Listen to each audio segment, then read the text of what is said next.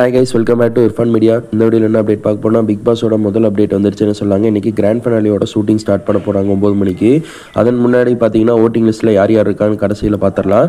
அதாவது கடைசியாக இருக்கிறவங்க, அதாவது டாப் 5ல் இருக்கவங்க யாருன்னா நம்ம பவித்ரா, அவங்களுக்கு தான் ஓட்டு ரொம்ப கம்மியாக இருக்குது. அதே மாதிரி 4வது இடத்துல யார் இருக்கான்னு சொல்லி கேட்டிங்கன்னா நம்ம இவங்க இருக்காங்கன்னே சொன்னாங்க, சௌந்தர்யா. அதே மாதிரி 3வது இடத்துல யார் இருக்காங்கன்னா நம்ம விஷால் அவங்க இருக்காங்க.